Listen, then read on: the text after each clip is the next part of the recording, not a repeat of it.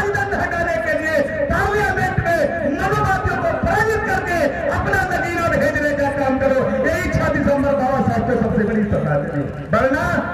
वरना हमें चूल्लू भर पानी में डूबकर मर देना चाहिए।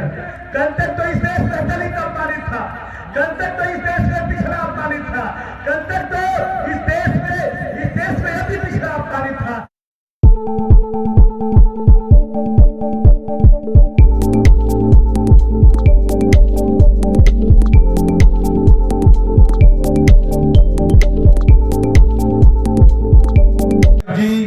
जो हमारे निवेदन पर पटना और बिहार की धरती से आए हैं, बहुजन आंदोलन के बहुत बड़े योद्धा हैं, जो खुल करके पूरे देश में जा करके अपने लोगों को जगाने का काम कर रहे हैं। मैं चाहता हूं आदरणीय राजेंद्र यादव जी आए और अपनी बात संक्षेप में रखें।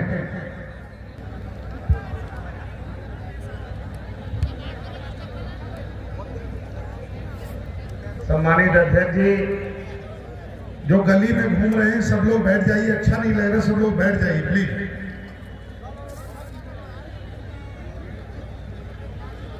इस मंच का संचालन कर रहे हम लोग के प्रेरणा स्रोत, बुद्ध के विचार को जन जन तक फैलाने वाले, बाबा साहब के सपनों के भारत बनाने में अपने पूरा समय इस समाज को एक एक मोतियों को माला में पिरोने वाले आदरणीय भंते सुमित रत्न थेरा जी, इस मंच पर उपस्थित जिन्होंने इस देश के खातिर, इस मुल्क के खातिर एक बहुत ही बड़ा साहसी कदम उठाया है।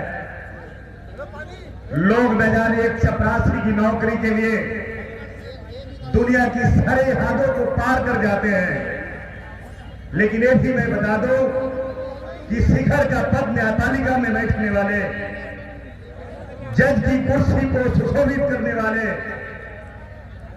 हमारे साथी, जिनके सदारत में, जिनके नेतृत्व में यह कार्यक्रम हो रहा है, आज पूरा मैदान नीला हो गया है। आदरणीय मनोज कुमार जी, मैं चाहूंगा जोरदार ताली बजाएं, और ताली इसलिए नहीं बजाएं कि आदरणीय मनोज कुमार जी जज साहब हमारे बीच आज यहां उपस्थित है, इसलिए आज ताली बजाएं कि आज अंबेडकर बात के रास्ते पर आपके कारवां को आगे बढ़ाने के लिए सिपाही बनकर आगे आए हैं, इसलिए जोरदार ताली आप तमाम लोग बजाएं। हमारे भी बाबा साहब के 20 प्रतिज्ञा में अपने मंत्री की कुर्सी कमा चुके हमारे आदरणीय नेता, दिल्ली से विधायक, पूर्व मंत्री श्री राजेंद्र पाल गौतम जी, हमारे बीच उपस्थित सुप्रीम कोर्ट में गरीबों के हमेशा आवाज बनते रहे बुलंद आवाज श्री भानु प्रताप सिंह जी, बहुत सारा नाम है, नाम लेने में समय खत्म हो जाएगा, और जो कुछ कहने के लिए मुझे बिहार और बॉम्बे से थेरा साहब ने बुलाया है, भंते जी ने, मैं वो बातें नहीं कर पाऊंगा। मैं पूरे मन से माफी चाहता हूं, मैं आपका नाम नहीं ले पाऊंगा, लेकिन मैं 2 शब्द यही कहना चाहूंगा कि आज ऐसी परिस्थिति में आप खड़े हैं और इतनी बड़ी तादाद में आप आए हैं। एक तरफ इस देश में चुनौती मनोवाद का है, जो इस संविधान को खत्म कर देना चाहता है। एक तरफ इस देश में ब्राह्मणवाद आकर मुंह सूरता की तरह मुंह फाड़े खड़ा है, और दूसरी तरफ अंबेडकर बाद भारत के संविधान की ताकत के साथ अपने पद को रिजाइन करके जज जैसी कुर्सी पर ठोकर मार करके एक सिपाही बनकर अंबेडकर बाद का सिपाही बनने के लिए मनोज कुमार जी खड़े हैं। आज इस संदर्भ में हम कहना चाहते हैं कि आप भी मुझे बताओ, आप साधारण चीज को त्याग नहीं कर पा रहे हो, आप बताओ आप अपने समय का त्याग नहीं कर पा रहे हो, आप 2 घंटा अपने बीवी बच्चों से दूर होने का त्याग नहीं कर पा रहे हो। एक इस देश में ऐसा आदमी है जिसके नाम पर नीला झंडा माना जाता है, एक ऐसा बात जो इस देश में चला रहे हो, बाबा साहब के नाम पर ये बात चल रहा है जो अम्बेडकर के बाद से नाम से जाना जाता है। तो आप बताओ, आज वैसे आदमियों को मैं सैल्यूट करता हूं, मैं सैल्यूट करता हूं मनोज कुमार जी को, कि आपकी मां को भी, अपनी माता जी को भी सैल्यूट करता हूं कि आप जैसा जिगर वाला बेटा मनोज कुमार पैदा किया, जो आज जज की कुर्सी पर लात मारकर अपने स्वाभिमान और समाज के स्वाभिमान के लिए आज आपकी आवाज आकर खड़ा। मित्रों, हम हसुआ के ब्याह में खुरपी का गीत नहीं गाएंगे, क्योंकि आज हम आए हैं मैत्री के लिए। आज जो हमारा सम्मेलन है बाबा साहब के परिनिर्वाण से जुड़ा हुआ है। आज बाबा साहब हमारे बीच रही है। बाबा साहब नहीं होते तो बाबा साहब आज अगर जिंदा होते तो हमें कायर समझते, हम सबको कायर समझते। ये हमारी जिम्मेदारी थी, हमें बहुत पहले ही ये संविधान का देश बना देना था। हमें बहुत पहले ही ये मनोवाद और ब्राह्मणवाद को दफन कर देना था, लेकिन हमारी नाकामियों के कारण, हमारी कमजोरियों के कारण आज इस देश में पुनः आजादी के 75 साल बाद आज देश में बाबा साहब के संविधान के सामने, बाबा साहब के संविधान के छाती पर आज सिंबल लाकर खड़ा कर दिया, राजदंड लाकर खड़ा कर दिया। और उसके बाद भी हमारे पूरे देश में जहां 130 पार्लियामेंट और बाबा साहब के आरक्षण पर पार्लियामेंट का मेंबर जम के बैठा है, लेकिन एक शब्द नहीं बोलता है। आज वैसी परिस्थिति में हमें निर्णय लेना है, हमें फैसला लेना है कि देश बचाना है कि नहीं बचाना है, संविधान बचाना है कि नहीं बचाना है, बाबा साहब के अस्तित्व को बचाना है कि नहीं बचाना है। मैं ये बात खास करके बात आपसे पूछना चाहता हूँ, ये हमारे लिए चुनौतियां है। अगर बाबा साहब का संविधान को बचाना चाहते हो, बाबा साहब के संविधान से अगर आप प्रेम करते हो, बाबा साहब से अगर थोड़ा सा भी आप लगाव रखते हो, तो सबसे पहले मैं कहूंगा ये धरती कोई साधारण धरती नहीं है, ये नगीना है, ये नगीना अंगूठी की नगीना है। हम आज भी मैं कहता हूं, इस नगीना की धरती से सिंबल हटाने के लिए, राजदंड हटाने के लिए पार्लियामेंट में मनोवादियों को पराजित करके अपना नगीना भेजने का काम करो। यही 6 दिसंबर बाबा साहब को सबसे बड़ी श्रद्धांजलि। वरना हमें चूल्लू भर पानी में डूबकर मर देना चाहिए। आज देश की क्या हालत है। अरे कल तक तो इस देश में दलित अपमानित था, कल तक तो इस देश में पिछड़ा अपमानित था, कल तक तो इस देश में अति पिछड़ा अपमानित था।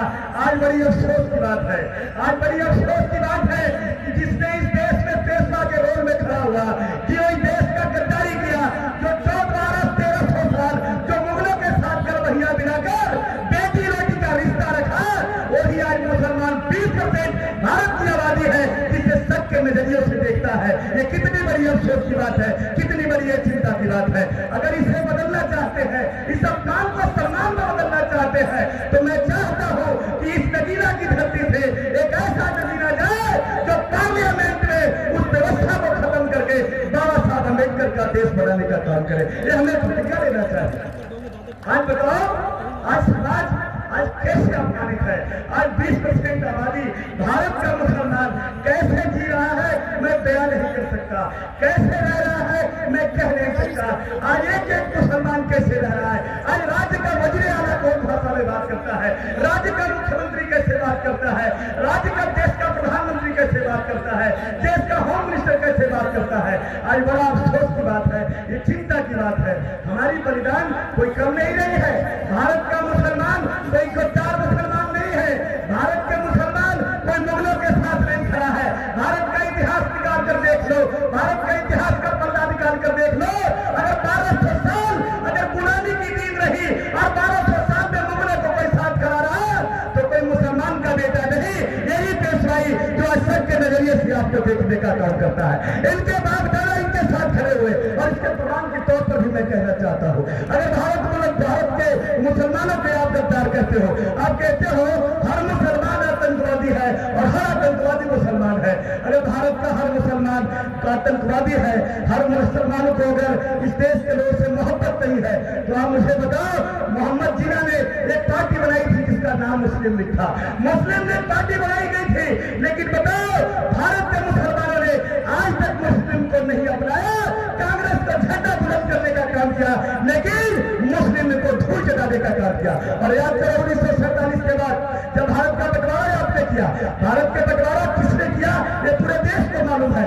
पाकिस्तान किसने बनाया ये भी पूरे देश को मालूम है। लेकिन एक बात मैं आपको कह देना चाहता हूँ, उस समय भी याद करो दिन जब मोहम्मद जिन्ना ने ऐलान किया था, मस्जिद की मीनार से कहा था भारत के मुसलमानों आओ तुम्हारे लिए प्यारा देश बनाया हो, इस्लामिक कंट्री बनाया हो, मुसलमान देश बनाया हो, भारत छोड़कर पाकिस्तान में चले आओ। तब भारत में मौलाना अब्दुल कलाम आजाद ने इसी भारत के मैदान से खड़ा होकर, इसी भारत के मस्जिद की मीनार से खड़ा होकर कहा था भारत के मुसलमानों एक गलती मत करना, एक कभी गलती नहीं करना, क्योंकि ये भारत है, ये हमारी जागीर है, यहाँ की मिट्टी और यहाँ की कब्रिस्तान में तेरे पुरखों की हड्डियां दबी है, ये भारत कभी नहीं छोड़ना। 1% भारत से मुसलमान नहीं छोड़ा, ये प्रतीक है कि भारत का एक मुसलमान देशभक्त है, कितना ये पुराना है, ये प्रमाण है इस देश में। तो मित्रों समय भी का अभाव है यहाँ पर, और जो खासकर जो देश कह रहा है मुसलमानों को परीक्षा लेने की बात कह रहा है, आज इस देश में पिछड़ों को परीक्षा की बात कह रहा है, तो निकालिए रिकॉर्ड निकालिए। अरे तुम तो इस देश में झूठे स्वतंत्रता सेनानी हो, जो लड़ने वाले को पीछे कर दिया और जो नहीं लड़ने वाले थे, जिसने 21 बार सोमनाथ मंदिर को लुटवाया, जिसने इस देश के तमाम पुजारियों को कटवा दिया, आज वही आदमी इस देश में बहादुरी का तगमा लेकर के इस देश में देशभक्ति का सर्टिफिकेट बांट रहा है। निकालो चार अगर दिल्ली में प्रमाण लेना है तो आपसे भी ये कहता हूँ, आप मुसलमान हो तो भी जाना, छाती ऊंचा करके जाना, और आपके पुरखे गद्दार नहीं रहे हैं, आपके पुरखे देशभक्त हैं। और इस देश को जब जरूरत पड़ा, अरे आजादी की भी लड़ाई मुसलमान के भाग अगर लड़ाई नहीं लड़ता तो 47 में भारत की आजादी कतई नहीं मिलती, तारे के साथ करता हो। और इसका प्रमाण अगर जानना है तो चले जाइए इंडिया गेट पर, और उस इंडिया गेट पर उस स्याही भी पोतने का कोशिश किया गया है, अंसारी पर, शेख पर, पठान पर, अब्दुल्ला पर, जो भी है इन नाम पर काली पोतने का भी काम किया गया है। फिर भी अगर देखेंगे तो स्वतंत्रता सेनानियों में सबसे ज्यादा इस मुल्क के लिए सर कटाने वाले का नाम मुसलमान है, जाकर के देख रहे। इसलिए मित्रों मैं समय में ही इशारा कर रहे हैं भक्त जी, बात समाप्त करने के लिए मैं इतना ही सिर्फ आपके लिए कहना चाहता हूँ, आपकी बड़ी जिम्मेदारी हो जाती है, आपको 24 की बड़ी जिम्मेदारी है। अगर आप 24 के लिए तैयारी नहीं किए, अगर इस देश में भिक्खा प्रस्ती के साथ खड़े हो गए, इस देश में अगर कुछ वैसे तत्वों के साथ खड़े हो गए जो नाटक कर रहा है देश में इस्लाम बचाने का, मुसलमान बचाने का जो नाटक कर रहा है, ये देश फिर संकट में पड़ जाएगा। अरे वक्त आ गया है 2024 को अगर हम बदलने में कामयाब हो गए, 2024 में इन्हें अगर रास्ता दिखाने के औकात दिखाने में कामयाब हो गए, तो आने वाला दिन में निश्चित है ये बाबा साहब का संविधान का देश बनेगा। सिर्फ इतना ही मैं एक सेव कह देना चाहता हूँ कि इस मुल्क की मिट्टी में क्या हमारा योगदान नहीं है, इस मुल्क की मिट्टी में क्या मेरा योगदान नहीं है, भारत का संविधान क्या मेरा शान नहीं है, अब्दुल हमीद देश का क्या शान नहीं था, अशफाक का बलिदान क्या बलिदान नहीं था। कुछ भी कहना पर गद्दार न कहना, गांधी को जिसने मारा मुसलमान नहीं था।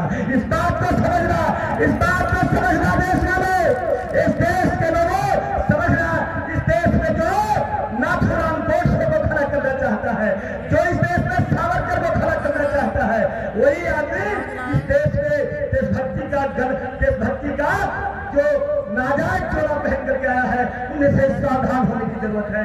इन्हीं चंद शब्दों के साथ मैं अपने बारी पर विराम लगाते हुए आप लोगों से मैं चाहता हूं एक बार मुझे हाथ उठाकर बता दीजिए, 2024 में फिरका प्रस्ती मिटाना है कि नहीं मिटाना है, भगाना है कि नहीं भगाना है, आरएसएस मुक्त भारत को करना है कि नहीं करना, हाथ उठा के बताइए, सारे लोग हाथ उठा के बताइए, बोलिए ऊंची आवाज में, भगाना है पक्का, वादा है, बोलिए ऊंची आवाज में, वादा है। एक गाना था, वादा किया तो, बोलिए ऊंची आवाज में, वादा किया तो, दोनों हाथ उठाकर बताइए, वादा किया तो आप निभाना। 2024 में बाबा साहब का दिया हुआ अधिकार जो आएगा, हम तो कोशिश कर रहे हैं, ये बड़ा घमंड में है, ये घमंड में है कि ईवीएम से जीतेंगे, लेकिन चिंता मत करो, इतनी ताकत होगी कि तेरा 10% का ईवीएम के लोग अगर 30% भी तुम ईवीएम से कर दोगे तो बटन में इतनी ताकत होगी कि तेरी औकात और हैसियत पता चल जाएगा। जय भीम, जय भारत। जय संविधान।